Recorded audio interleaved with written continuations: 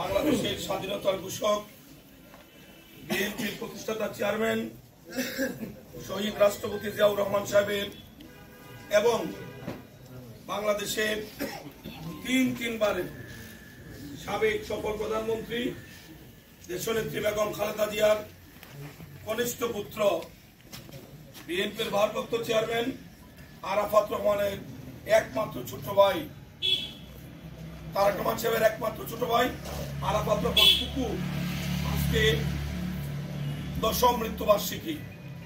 এই দিনটি জিয়া পরিবারের জন্য অত্যন্ত দুঃখের দিন। ঠিক তেমনি বাংলাদেশি জাতীয়তাবাদে বিশ্বাসী বিএনপির অগণিত সমর্থক কর্মী নেতা যারা আছে আমাদের সকলের জন্য এই দিনটি অত্যন্ত দুঃখের দিন। মৃত্যু খুবই স্বাভাবিক জিনিস। আল্লাহ রাব্বুল আলামিন যার যতদিন হায়াত রেখেছেন তিনি ততদিনই পৃথিবীতে থাকবেন।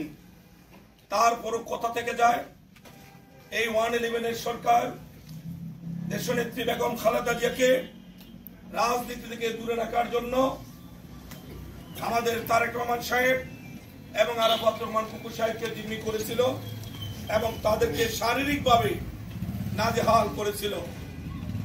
তার মধ্যে হবিগঞ্জের কুলেঙ্গার জিয়া পরিবারের দয়ায় যার চাকরিতে অনেকগুলি সুবিধা ভোগ করেছিল সেই লোক জিয়া পরিবারের সাথে বেইমানি করে শুধু তাই নয়, তারেক রহমান সাহেবের উপরে আরাফাত রহমান সাহেবের উপরে হাত উঠিয়েছিল, তাদেরকে শারীরিকভাবে নির্যাতন করেছিল। পরবর্তীতে মঈনুদ্দিন ফখরুদ্দিনের চক্রান্তের মধ্য দিয়ে এই পালিয়ে যাওয়া শেখ হাসিনা 2008 সালে ক্ষমতায় এসে আবারও জিয়া পরিবারের উপর স্টিম রোলার চালায়। আরাফাত রহমান কুকু এতটা অসুস্থ ছিলেন, উনি চিকিৎসার অভাবে অনেকটা বেশি অসুস্থ হয়ে যাওয়ার পরে বিদেশে গেলেন এবং এই দুঃখজনক ঘটনাটি ঘটল আজ থেকে 10 বছর আগে এই দিনে তিনি মৃত্যুর কোলে ঢলে পড়েছিলেন। এবং আপনারা দেখেছেন বাংলাদেশের গণতন্ত্র পুনরুদ্ধারের জন্য, বাংলাদেশের মানুষের ভোটাধিকার ফিরিয়ে আনার জন্য দেশনেত্রী বেগম খালেদা জিয়া আন্দোলনরত অবস্থায় শেখ হাসিনা বেগম খালেদা জিয়াকে ওনার রাজনৈতিক কার্যালয়ে গুলশান, ওনার দলীয় কার্যালয়ে বালুর ট্রাক দিয়ে অবরুদ্ধ করে রেখেছিল। ঠিক সেই সময়ে এই মৃত্যুর সংবাদটি এসেছিল। মা হিসাবে ওনার আকুতি দেখেছেন, উনি কতটা ভেঙে পড়েছিলেন সেই দিনের স্মৃতি নিশ্চয়ই আমরা কেউ ভুলে যাইনি। শুধু তাই নয়, আমাদের প্রিয় নেতা দলের ভারপ্রাপ্ত চেয়ারম্যান জনাব তারেক রহমান সাহেব জানাজা পড়ার জন্য ছটফট করেছেন, ওনার একমাত্র ভাইয়ের জানাজায় অংশ নেবেন, কিন্তু শেখ হাসিনা ওনাকে সেই একটি জানাজার নামাজে পর্যন্ত ভাইয়ের জানাজার নামাজে অংশগ্রহণে আইনি বাধার নামে ওনাকে দূরে রেখেছে। আজকে আমরা মহান আল্লাহর কাছে প্রাণ করে দোয়া করব, আল্লাহ যেন আরাফাত রহমান কুকু সাহেবকে জান্নাতুল ফেরদৌস নসিব করেন।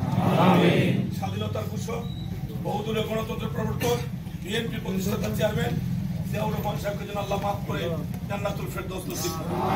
আমাদের প্রিয় নেত্রী দেশনেত্রী বেগম খালেদা জিয়া আজকে লন্ডনে চিকিৎসারত অবস্থায় আছেন।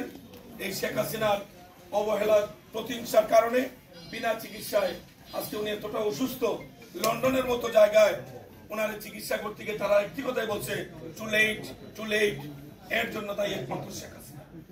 আমরা আল্লাহর কাছে দোয়া করব, আল্লাহ রাব্বুল আলামিন যেন খালেদা জিয়াকে সুস্থ শরীরে নেক হায়াত দিয়ে আমাদের মধ্যে ফেরত দেন। আমাদের প্রিয় নেতা তারেক রহমান সাহেব হাসিনার কোর্ট পাতানো মামলা পাতানো সাজা নিয়ে লন্ডনে অবস্থান করছেন। আল্লাহ যেন ওনাকেও এই সমস্ত চক্রান্তের জাল ছিন্ন করে বীরের বেশে মাথা উঁচু করে অতি দ্রুত এসে বাংলাদেশের নেতৃত্বের জন্য ওনাকে আল্লাহ গ্রহণ করেন। আমাদের অসংখ্য মানুষের নামে হাসিনার দেওয়া মামলা, অনেক মানুষ কারাগার থেকে মুক্ত হয়েছে, কিন্তু মামলার জাল থেকে অনেকে আমরা মুক্ত হতে পারি নাই। আমরা একে অপরের জন্য দোয়া করব, আল্লাহ যেন হাসিনার আমলে এই সমস্ত গায়েবী মামলা, সাজানো মামলা, ভুতুরে মামলা, মিথ্যা মামলা, ফরমাইশি মামলা সবকিছু থেকে যেন আল্লাহ আমাদের সকল নেতা কর্মীকে মুক্ত করে আমাদেরকে আল্লাহ স্বাভাবিক জীবন নসিব করেন।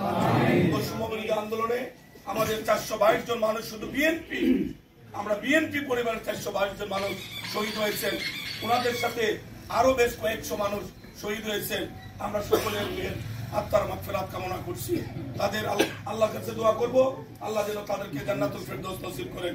গত 17টি বছর এই গণতান্ত্রিক আন্দোলনে আমাদের অনেক ভাই শহীদ হয়েছেন, তাদের জন্য আমরা দোয়া করব, আল্লাহ যেন তাদের প্রতি দয়া করে তাদের গুনাহ খাতা মাফ করে তাদেরকে আল্লাহ জান্নাতুল ফেরদৌস নসিব করেন। আমাদের এই ইলিয়াস আলী সহ অসংখ্য মানুষ এখনো সন্ধানে গুম হয়ে আছেন, আল্লাহ যেন তাদের প্রতি দয়া করে তাদের পরিবারের কাছে ফেরতের ব্যবস্থা করেন। আমরা সবাই বিএনপি পরিবারের সদস্য হিসাবে আমরা আমাদের কাজ করে যাচ্ছি। খেয়াল রাখবেন, দেশের বিরুদ্ধে দলের বিরুদ্ধে ষড়যন্ত্র কিন্তু থেমে নেই, প্রতিনিয়ত ষড়যন্ত্রের জাল বিস্তার হচ্ছে। আমরা যদি ঐক্যবদ্ধ থাকি, অতীতে যেমন কোন ষড়যন্ত্র আমাদেরকে দমিয়ে রাখতে পারে নাই, ইনশাআল্লাহ ভবিষ্যতে হাজার চেষ্টা করো বিএনপির অগ্রযাত্রাকে দমিয়ে রাখা সম্ভব হবে না।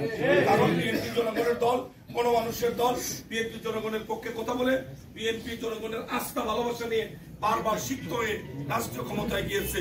তাই আমাদের দলের জন্য আমরা দোয়া করব, দেশের জন্য দোয়া করব, আল্লাহ যেন দেশের শান্তি ফিরিয়ে আনেন এবং সমস্ত দেশি বিদেশি চক্রান্ত থেকে আল্লাহ যেন দেশের সকল মানুষকে হেফাজত করেন।